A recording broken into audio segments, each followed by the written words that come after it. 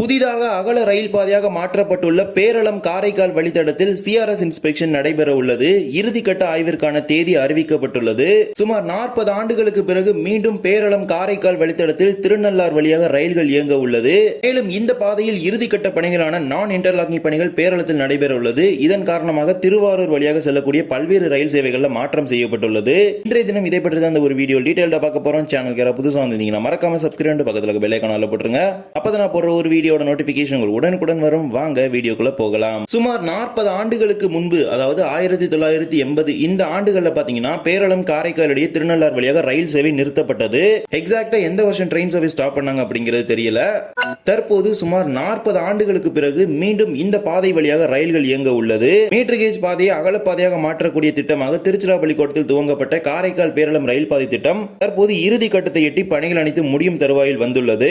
காரைக்காலிலிருந்து பேரளம் வரை சுமார் 23.5 கிலோமீட்டர் நீளம் கொண்ட ரயில் பாதையில் காரை கோவில் 10, திருநள்ளார், பத்தக்குடி, அம்பகரத்தூர் அப்படிங்கிற 4 ரயில்வே ஸ்டேஷன் இருக்கு. இதுல 3 ஸ்டேஷன் ஹால்ட் ஸ்டேஷனாவும் திருநள்ளார் ரயில்வே ஸ்டேஷன் 2 நடைமேடைகளை கொண்ட பிளாக் ஸ்டேஷனாவும் இருக்குது. இந்த தடத்துல வருகின்ற மே 20 செவ்வாய்க்கிழமை அன்று மின்மயமாக்கலுக்கான ஆய்வு தெற்கு ரயில்வேயின் தலைமை மின் பொறியாளர் தலைமையில் நடைபெற இருக்கும் நிலையில் கமிஷனர் ஆஃப் ரயில்வே சேஃப்டி என்று அழைக்கப்படும் இறுதிக்கட்ட சிஆர்எஸ் ஆய்விற்கான தேதியும் அறிவிக்கப்பட்டுள்ளது. அதன்படி வருகின்ற மே 23 மற்றும் 24 ஆகிய 2 நாட்களிலும் சிஆர்எஸ் இன்ஸ்பெக்ஷன் இந்த வழித்தடத்தில் நடைபெற இருக்கின்றது. இதற்காக பெங்களூரிலிருந்து commissioner of railway safety south circle AM Chowdhury அவர்கள் பெங்களூரிலிருந்து மயிலாடுதுறைக்கு வர இருக்கின்றார். அங்கிருந்து இதற்கான ஆய்வுகளானது பேரளம் காரைக்கால் வழித்தடத்தில் துவங்கப்பட இருக்கின்றது.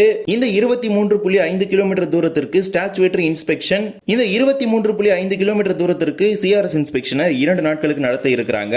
மே 23ஆம் தேதி காலை 8:30 மணிக்கு மோட்டார் ட்ராலி இன்ஸ்பெக்ஷன் துவங்கப்படும். அதே போலவே மே 24ஆம் தேதி காலை 9 மணிக்கு மோட்டார் ட்ராலி இன்ஸ்பெக்ஷன் நடைபெறும். அதன் பிறகு இந்த வழித்தடத்தில் அதிவேக ஆய்வானது நடைபெறும். திருச்சிராப்பள்ளி ரயில்வே கோட்டத்தில் அகல ரயில் பாதையாக மாற்றப்படும் திட்டத்தில் இது சேர்க்கப்பட்டு கடந்த 2 ஆண்டுகளில் பணிகள் அதிவேகமாக நடைபெற்றது. தற்போது அனைத்து பணிகளும் முடிக்கப்பட்டு பணிகளானது இறுதி கட்டத்தை எட்டியுள்ள நிலையில் இந்த சிஆர்எஸ் இன்ஸ்பெக்ஷன் நடத்த இருக்கிறாங்க.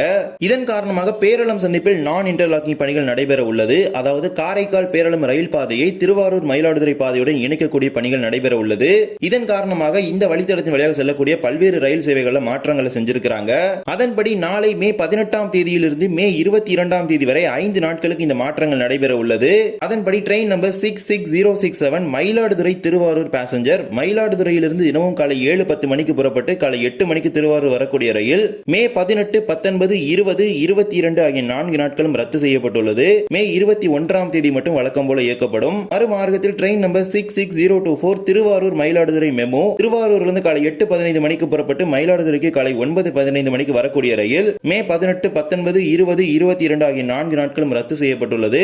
மே 21ஆம் தேதி மட்டும் வழக்கம் போல இயக்கப்படும். இதே போல 56002 56001 என்று அழைக்கப்படும் மன்னார்குடி மயிலாடுதுறை மயிலாடுதுறை மன்னார்குடி பேசஞ்சர் ரயில் இரு மார்க்கத்திலும் மே 18ஆம் தேதியிலிருந்து 22ஆம் தேதி வரை 5 நாட்களுக்கு மன்னார்குடி திருவாரூர் இடையே மட்டுமே இயக்கப்படும் என அறிவிச்சிருக்கிறாங்க. திருவாரூர் மயிலாடுதுறை இடையே ரத்து செய்யப்பட்டுள்ளது. இதன் காரணமாக மண்ணை எக்ஸ்பிரஸ் ரயிலுக்கான கிளீனிங் ஒர்க்ஸ் எல்லாமே திருவாரூர்ல நடத்தப்படும் அப்படின்னு அறிவிச்சிருக்கிறாங்க. இதனால் வரை மயிலாடுதுறை தான் கிளீனிங் ஒர்க்ஸ் எல்லாமே நடந்துட்டு இருந்துச்சு. இப்போதைக்கு இந்த நான் இன்டர்லாக்கிங் ஒர்க்ஸ்னால திருவாரூரோட ஷார்ட் டெர்மினேட் பண்ணிருக்காங்க. இதனால அங்கே கிளீனிங் ஒர்க்ஸ் நடக்கும் அப்படிங்கிற மென்ஷன் பண்ணிருக்காங்க. இதே போலவே train number 07695 Secunderabad Rameswaram weekly special இந்த ரயில் சிதம்பரம் மயிலாடுதுறை இடையே 120 நிமிடங்கள், அதாவது 2 மணி நேரம் காலதாமதமாக இயக்கப்படும் என அறிவித்திருக்கிறாங்க. வருடத்தின் பாதி நாட்கள் இந்த ரயில் காலதாமதமாக தான் வந்து சேரும். எனவே அன்றைய தினம், அதாவது மே 21ஆம் தேதி செகண்டராபாத்திலிருந்து புறப்படக்கூடிய ரயில் மே 22ஆம் தேதி தமிழக பகுதிக்குள் வரும். அன்றைய தினம் சரியான நேரத்தில் இந்த ரயில் வந்தால் சிதம்பரம் மயிலாடுதுறை இடையே 2 மணி நேரம் தாமதமாக இயக்கப்படும் அப்படிங்கறத அறிவிச்சிருக்காங்க.